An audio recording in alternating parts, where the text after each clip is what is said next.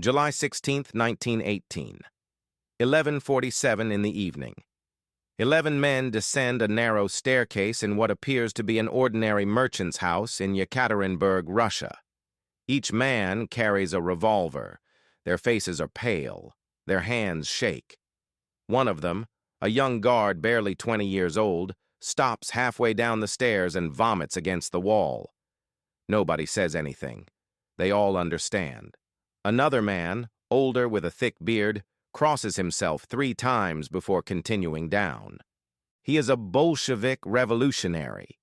He has fought for years to destroy the church and everything it represents.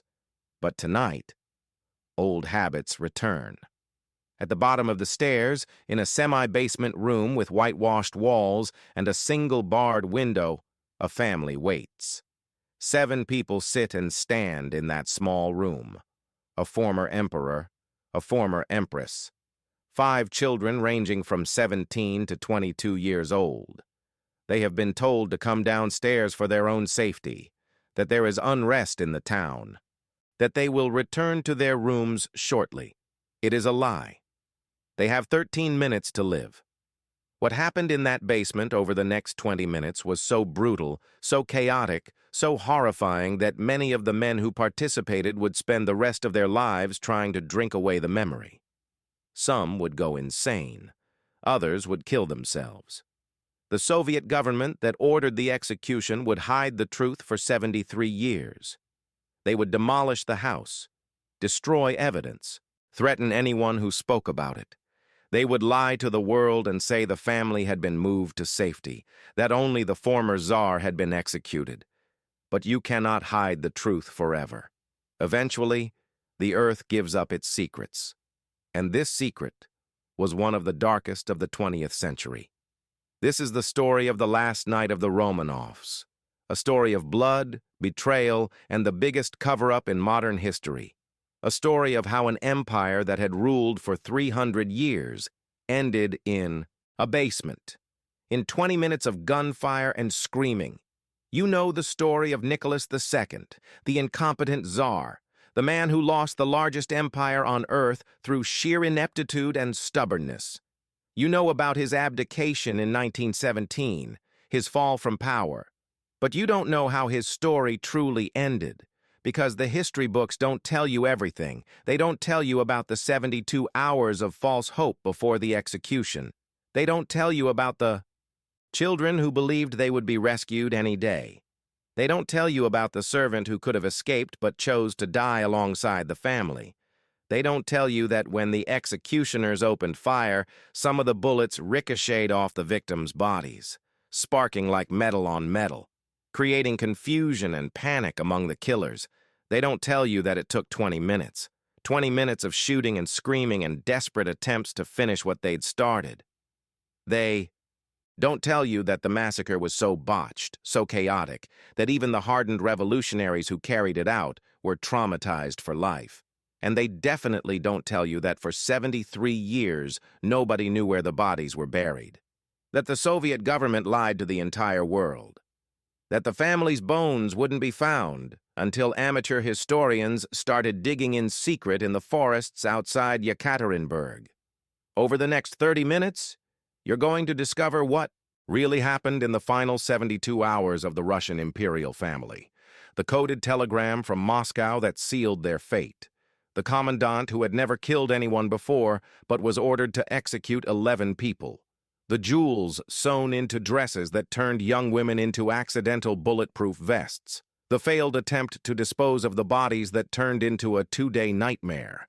And the mystery that wouldn't be solved until DNA testing in 1991 finally, definitively, proved what happened.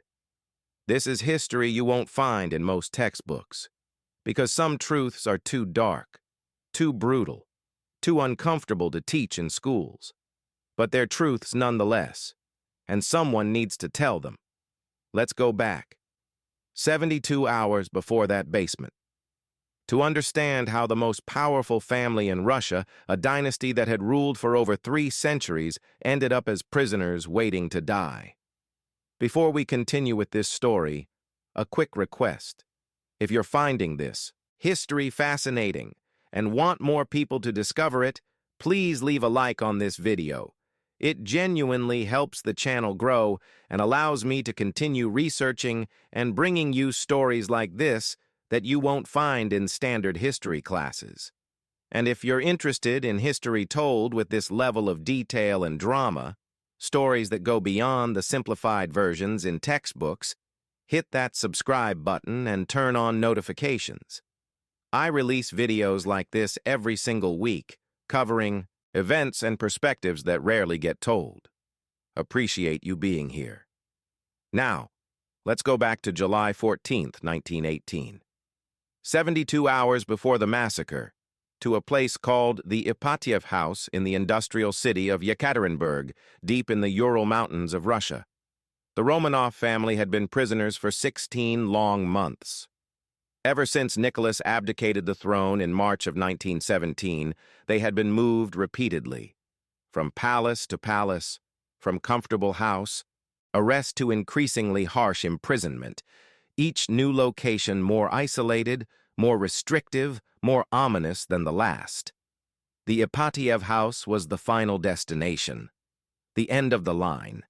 It was an unassuming two-story merchant's home that belonged to a local engineer named Nikolai Ipatiev.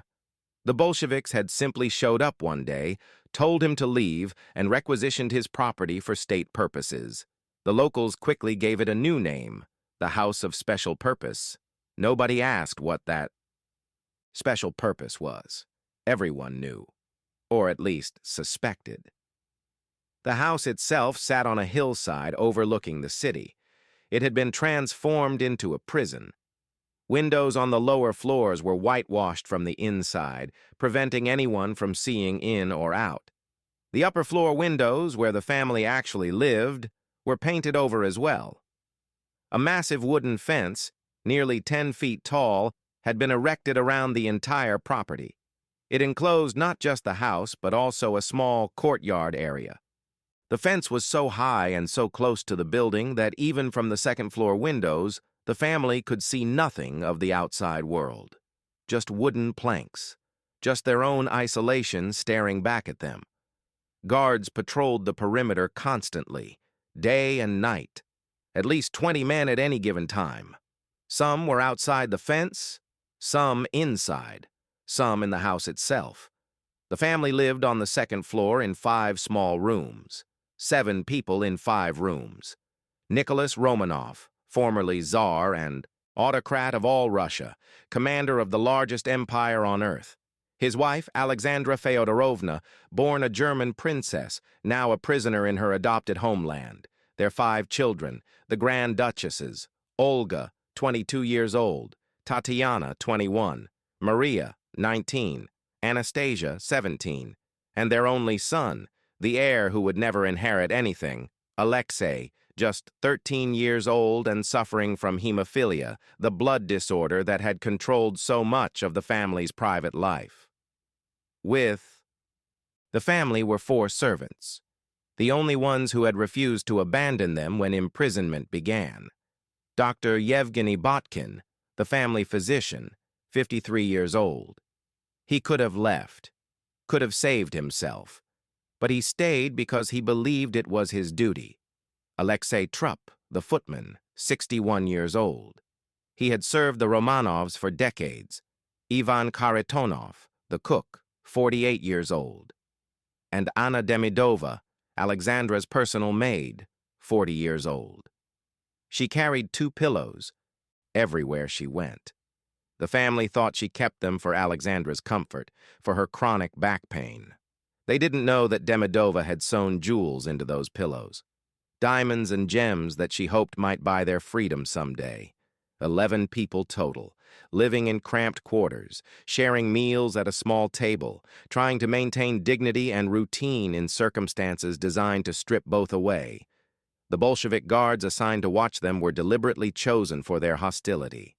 Many were workers who had suffered under Tsarist rule, who had lost family members in the Russo-Japanese War or World War I.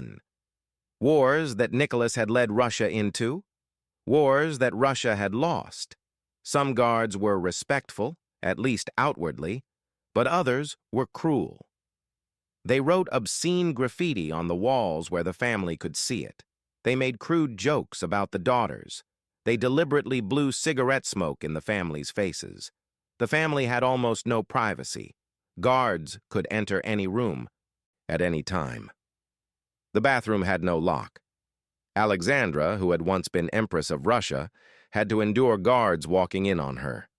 They were allowed outside for 1 hour each day, into the small enclosed courtyard, a space perhaps 30 feet by 20 feet.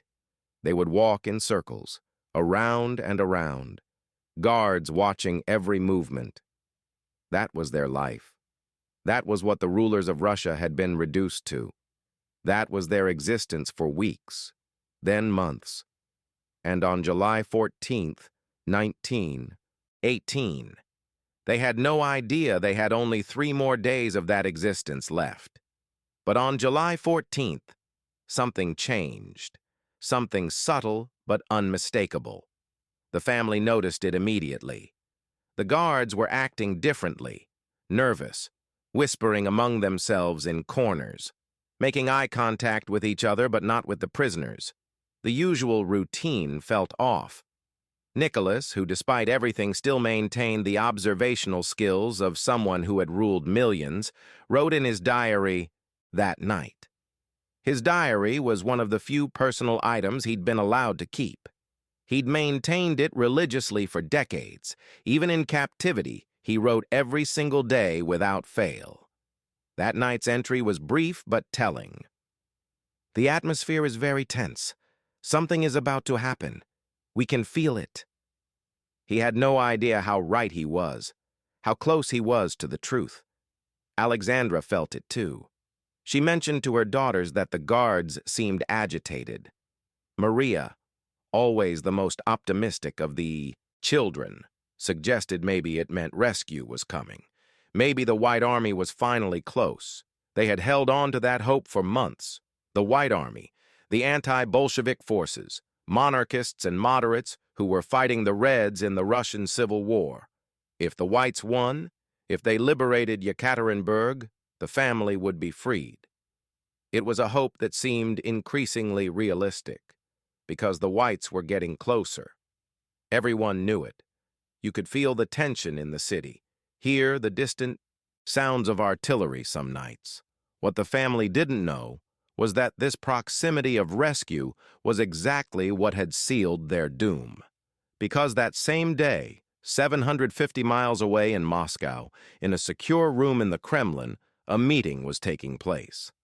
Vladimir Lenin sat at the head of the table. Around him were members of the Ural Executive Committee who had traveled to Moscow specifically for this discussion. The topic was simple, brutal, and urgent. What to do about the Romanovs? The White Army was advancing on Yekaterinburg. Intelligence suggested they were perhaps a week away, maybe less. If the Whites took the city, they would obviously free the former Tsar and his family. Nicholas would become a living symbol, a rallying point. The Civil War, which the Bolsheviks were winning but only barely, could turn decisively against them. The Whites would parade the former Tsar around, use him for propaganda, maybe even try to restore him to some kind of throne. It didn't matter. That Nicholas had abdicated. In war, symbols matter more than facts. Lenin couldn't allow that to happen. The revolution couldn't allow it. Years of struggle couldn't be undone by one family. Someone at that meeting, the historical records aren't clear who, proposed the obvious solution. Eliminate the problem, remove the symbol, execute the Romanovs, all of them. There was debate. Some in the room argued for a public trial.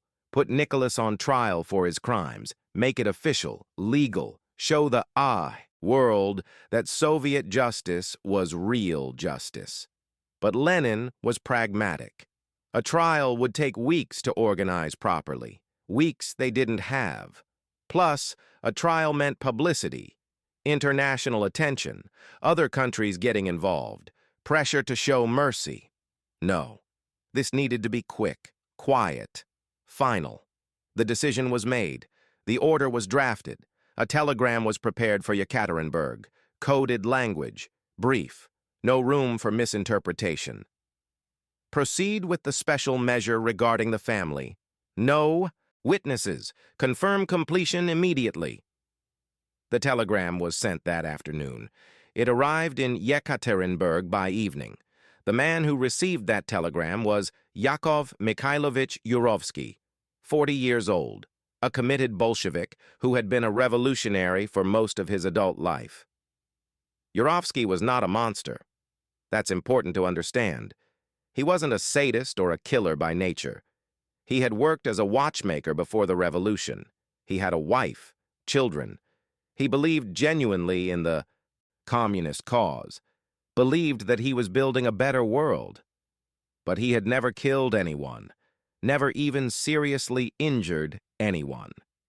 His revolutionary work had been organizing, propaganda, logistics.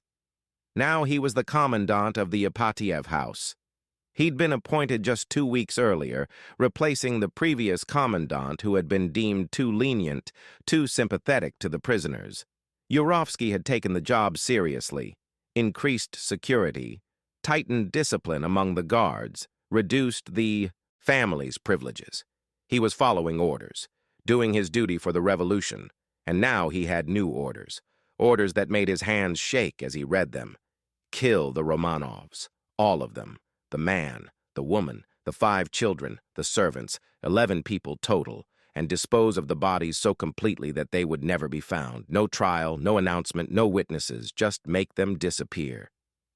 Yurovsky spent July 14th in a daze. He read the telegram over and over, looked for ambiguity, found none. The orders were crystal clear.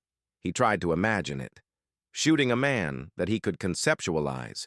He was at war. Men died in war, even former czars. But shooting women, children, a 17-year-old girl, a 13-year-old boy who couldn't even walk properly, how does a man prepare himself for that? Yurovsky didn't sleep that night. He paced his office, drank vodka, tried to steel himself. He reminded himself why this was necessary. The revolution was at stake. If the whites freed the Romanovs, thousands more would die in continued civil war. Maybe hundreds of thousands. Wasn't it better to sacrifice 11 people to save multitudes? That's the logic he used. The mathematics of revolutionary necessity. By dawn on July 15th, he had made his decision.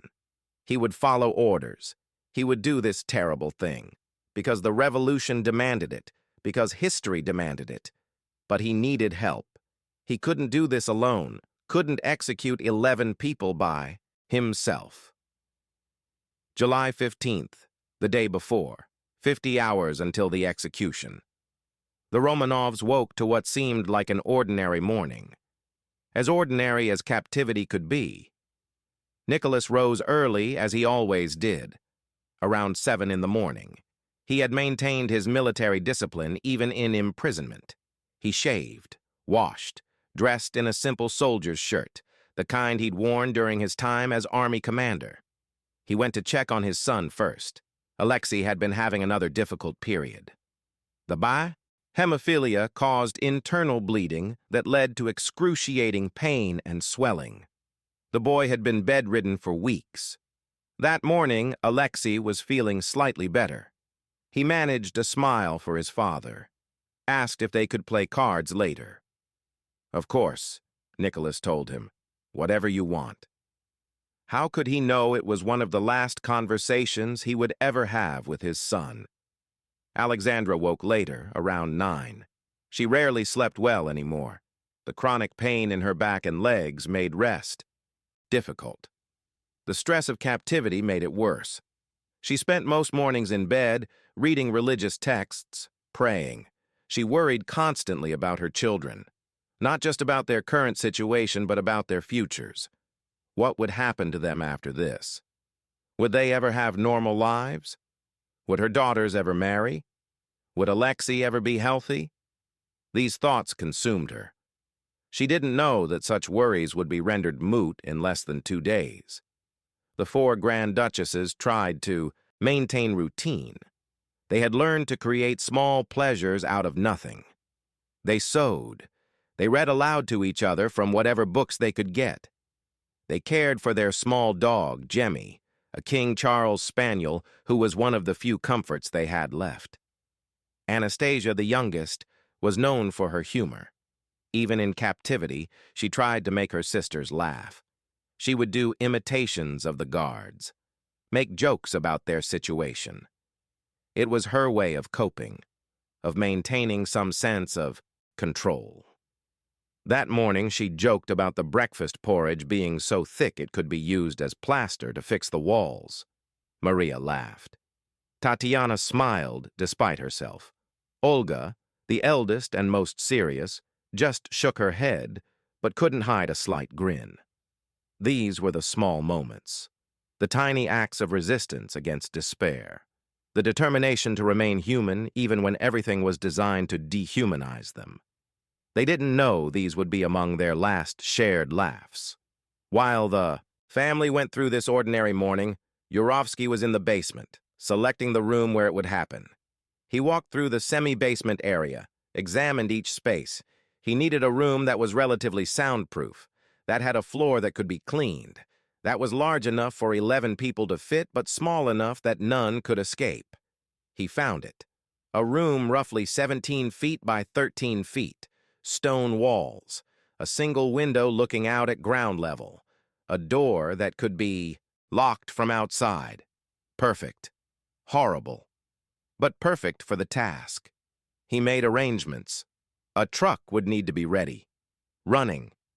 The engine noise would mask the gunfire. He ordered one of the guards to make sure there was a truck available and in working condition. He needed men, executioners.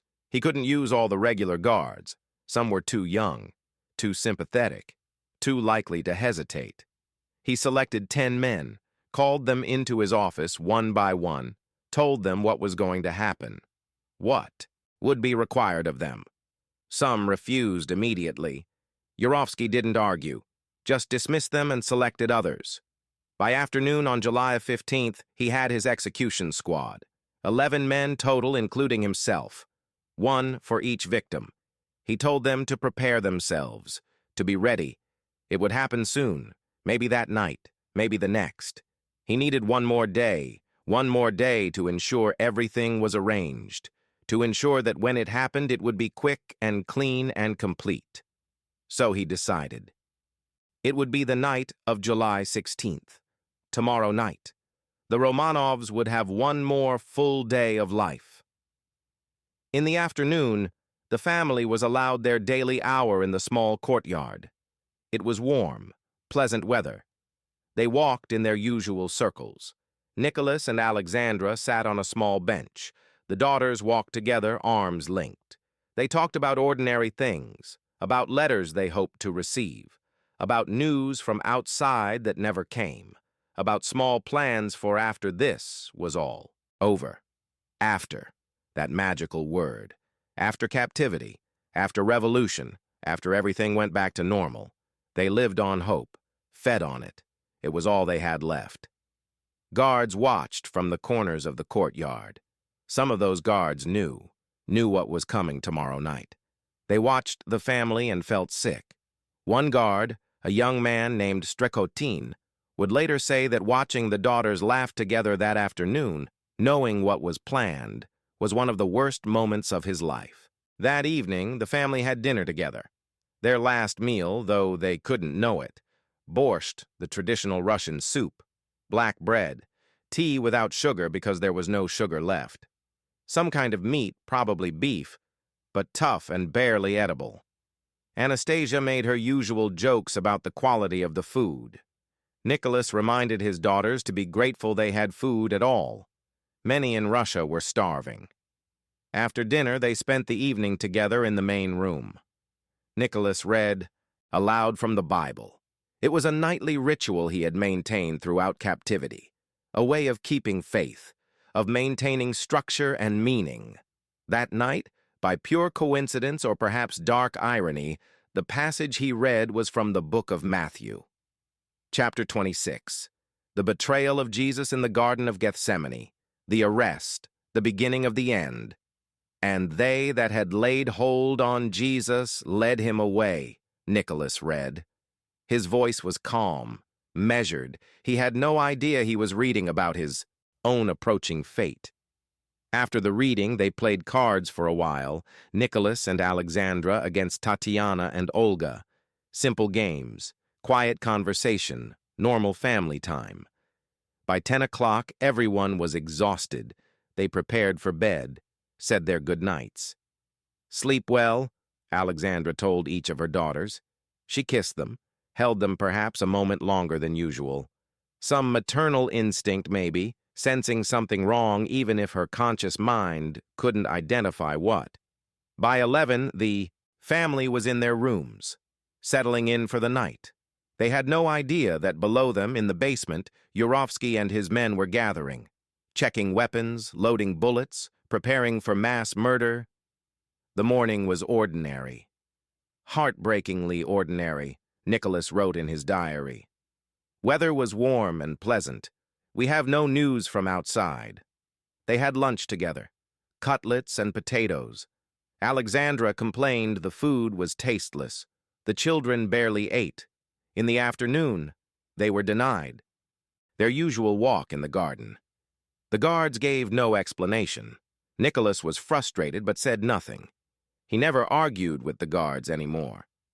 It was pointless. At 7 in the evening, they had dinner, their last meal together, though they didn't know it. Borscht, black bread, tea without sugar, because there was no sugar left. Anastasia, the youngest daughter, tried to lighten the mood. She was 17, known for her humor and pranks. She made a joke about the bread being harder than the guards' hearts. Nobody laughed much. The tension in the house was suffocating. After dinner, they played cards for a while. Then Nicholas read aloud to the family from the Bible. It was a routine they had maintained through all the months of captivity. That night, he read from the book of Matthew, chapter 26, the betrayal of Jesus. The irony would not be lost on historians later. By 10:30 p.m., the family was preparing for bed. The daughters changed into their nightgowns. Alexandra took her medicine for pain. Nicholas helped Alexei to bed. They had no idea that below them, in the basement, Yurovsky and his men were gathering. At 11:30 p.m., Yurovsky went upstairs. He knocked on the family's door.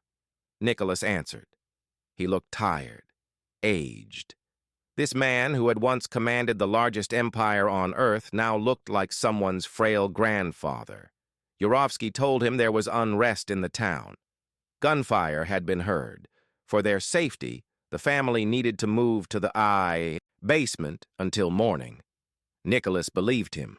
Why wouldn't he? They'd been moved before for security reasons. He said they would get dressed and come down shortly. Yurovsky left, went back downstairs, waited.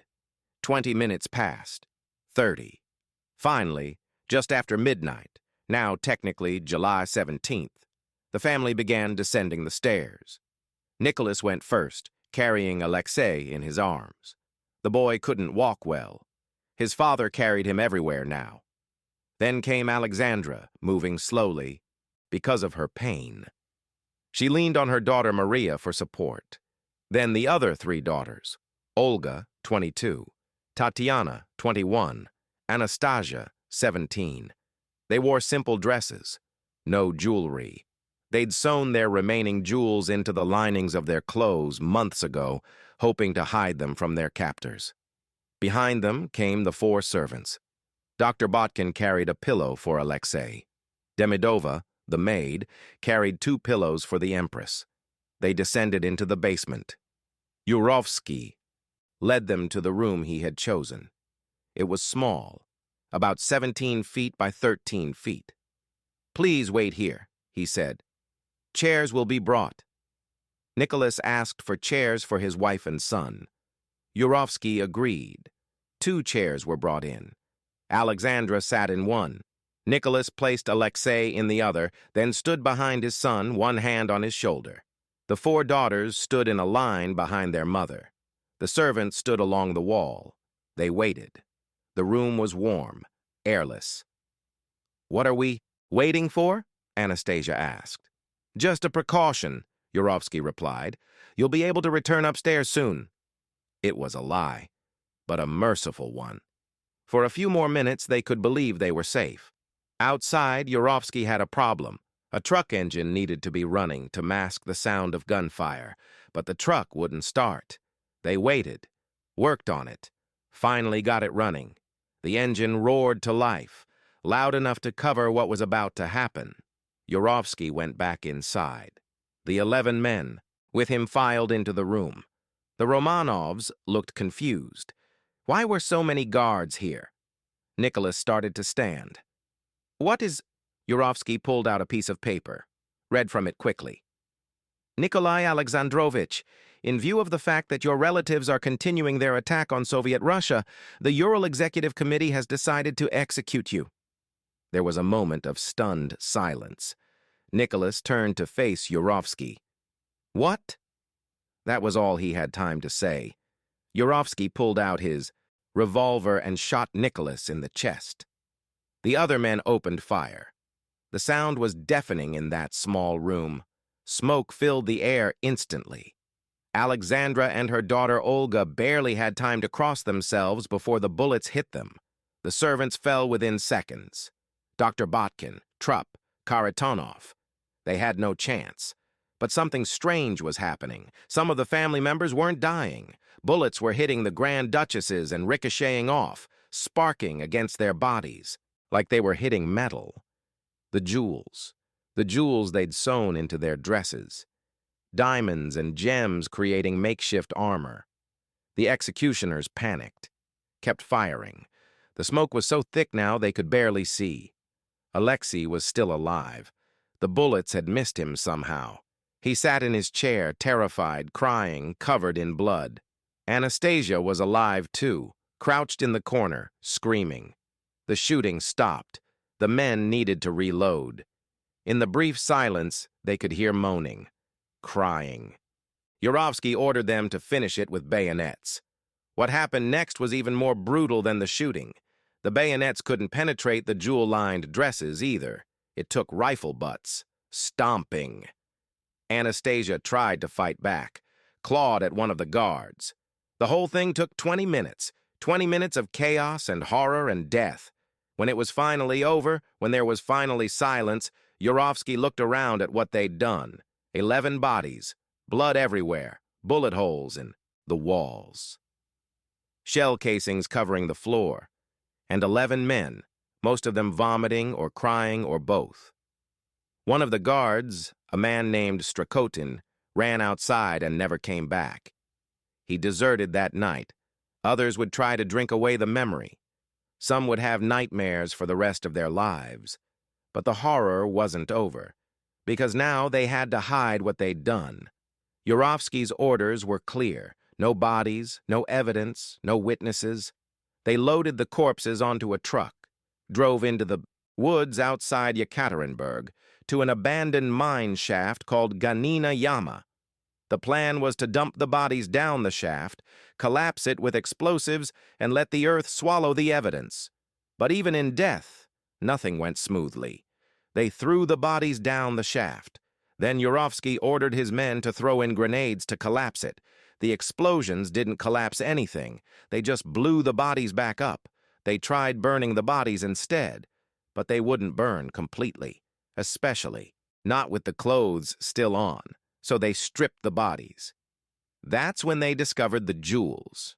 Pounds and pounds of diamonds, emeralds, rubies sewn into the clothes. The executioners spent hours picking them out. That fortune disappeared. Nobody knows where it went. They tried burning the bodies again. For 2 days, they burned them with gasoline and sulfuric acid. But 11 bodies was too many. They couldn't fully destroy them all. Finally, Yurovsky made a decision. They would bury 9 of the bodies in one location, and 2, Alexei and one of his sisters, in a separate location. Why split them up? To confuse anyone who might search. They buried the 9 bodies in a mass grave along a road near Yekaterinburg. They buried the other 2 a few yards away. Then they swore each other to secrecy. The official Soviet announcement came 3 days later. It claimed that Nicholas had been executed, but that his family had been moved to a safe location. Nobody believed it, but nobody could prove otherwise. The secret held for decades. Yurovsky died in 1938, 20 years after the massacre. He never spoke publicly about what happened, but before he died, he wrote a detailed account and sealed it. That account wouldn't be opened until the 1980s. Other executioners died with the secret. Some drank themselves to death, others went mad. One killed himself on the anniversary of the massacre. The truth became legend. Rumors spread that Anastasia had survived, that she'd escaped. For decades, women came forward claiming to be her. The most famous was Anna Anderson, who fought for recognition until her death in 1984. She wasn't Anastasia. DNA would later prove it. But the legend persisted because people wanted to believe that someone, anyone, had survived that night. In 1979, 2 amateur historians in Russia started investigating. Alexander Avdonin and Gely Ryabov. They spent years researching. Interviewed old Bolsheviks who hinted at secrets. Finally, they found the location, the mass grave. They excavated in secret, terrified of Soviet authorities, found the bones, 9 bodies, reburied them, marked the location, waited for the Soviet Union to fall. In 1991, after the collapse of the USSR, the grave was officially excavated. 9 skeletons.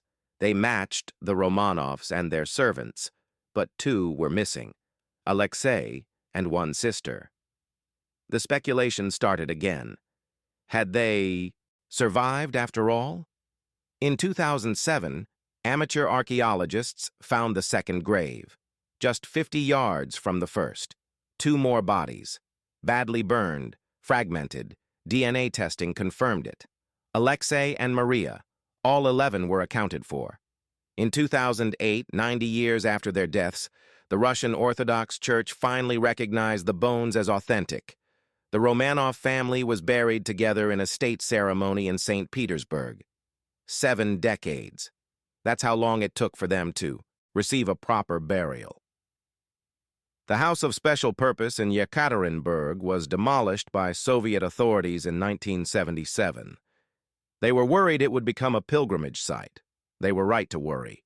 Even with the house gone, people still visit the location. Leave flowers, light candles. In 2003, a church was built on the site. The Church on Blood, named for the Romanovs.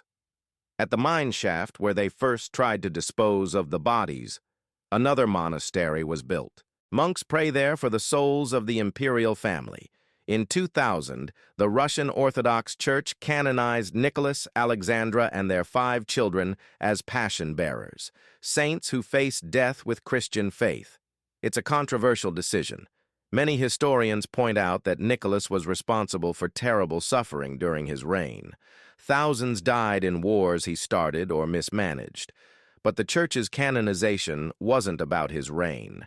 It was about how he died, and how his family died. With him, 5 young women, a sick 13-year-old boy, murdered for the crime of being born into the wrong family at the wrong time in history. That basement in Yekaterinburg represents something beyond just 11 deaths. It represents the brutality of revolution, the willingness to murder children for political expediency. The men who killed the Romanovs believed they were serving a greater good, building a better world. They convinced themselves that this family needed to die so millions could live better. But in the end, they just created more suffering, more trauma, more death. The Soviet Union those men fought for collapsed in 1991. The same year the Romanovs' bones were finally found. History has a sense of irony.